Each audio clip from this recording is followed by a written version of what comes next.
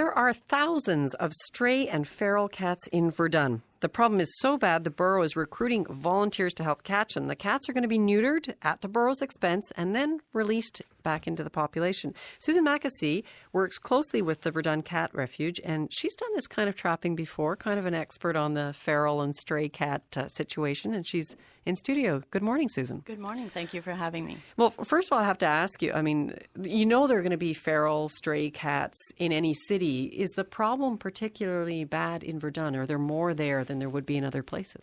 Verdun is known for having many, many stray cats. There's a lot of laneways and alleyways where they like to go. They don't go, there are strays in downtown Montreal, but they don't go where there's a lot of traffic. They tend to go into the alleyways more. Yeah. So we do have thousands of them, and the problem is just getting worse. It's escalating.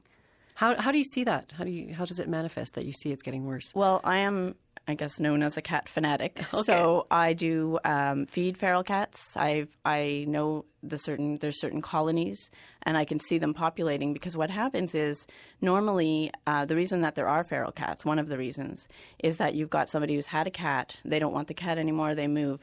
That cat gets pregnant, has kittens, those kittens have kittens, and they don't have human contact. Yeah. So they're really, really feral. And the population, with no control by the boroughs, they just keep reproducing. You know, the cats have... So there is a difference between a stray and a feral. I mean, a stray may have been at some point with humans and was a pet and is now on its own, but a feral is wild. You can't touch the cat. For instance, the colony that I feed, I can get close. They will wait to be fed, but I can't touch them. And there must be a debate too. Do you feed them? Because if you increase the food supply, does that make it, better for them and more of them will reproduce? But if you don't feed them, is it cruel? I mean, what's the debate on that? There is a debate. I do get people saying, "Oh, don't feed the stray cats, don't feed the feral cats," but I do, because I love the cats, and it would be. I keep telling people, it would be wonderful that we could just take these cats and get them spayed, and then as long as there's ethical considerations here. As long as you bring them back to their colony, they can live quite nicely. All right, so that's the idea, though. I mean, so you're not going to help catch them this time, but who's going to catch them here?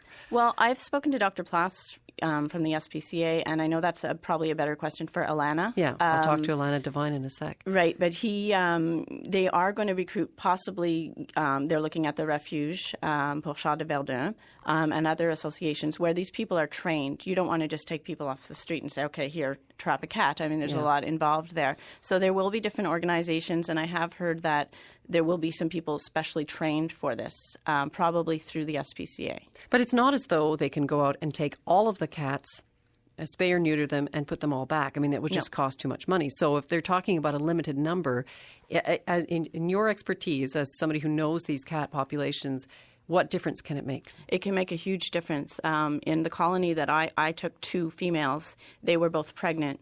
They were early pregnancy. We terminated the pregnancies. They probably there would have been another easily 30, 40, 50 cats, and it would have just, all those cats. Exponentially. Exactly. Expanded. Exactly. Okay. You're going to stay with us. We're going to talk as well to somebody from the SPCA. Susan Mackasey is a volunteer that has helped with the stray cat situation with the Trap, Neuter and Release program. But that program is a partnership between the Borough of Verdun and the SPCA. And Alana Devine is the director of the SPCA. She's on the line now. Alana Devine, hello. Hi, good morning. Good morning. So how much is this going to cost people in Verdun?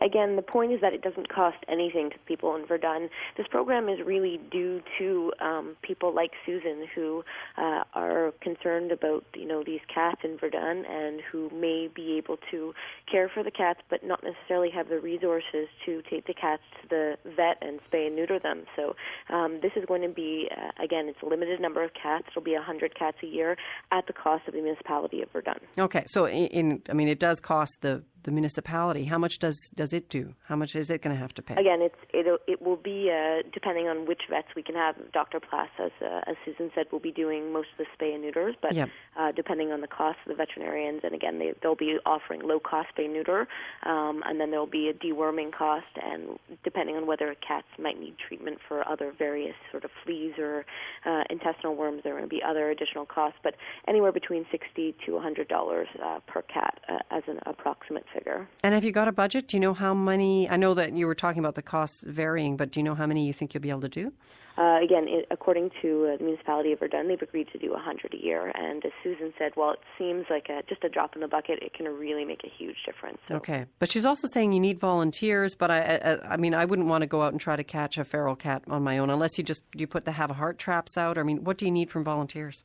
Well, we actually have already quite a few volunteers. There are people already who know how to trap cats and who are actually caring for a lot of these cats who live in the municipality of Verdun. We also have volunteers that know how to trap through various other organizations. So we'll be having training sessions and then organize trapping evenings, and then through the volunteers schedule bringing the cats so that picking them up, dropping them back off in the municipality. So there are already a lot of wonderful volunteers who are excited to do this and who have been waiting for a program like this, and we just basically needed funding, and I'm really excited that the municipality has decided to sort of step up and do something about this problem. All right. Well, Alana Devine, thanks so much for joining us. My pleasure. Alana Devine's the head of the Society for the Prevention of Cruelty to Animals in Montreal.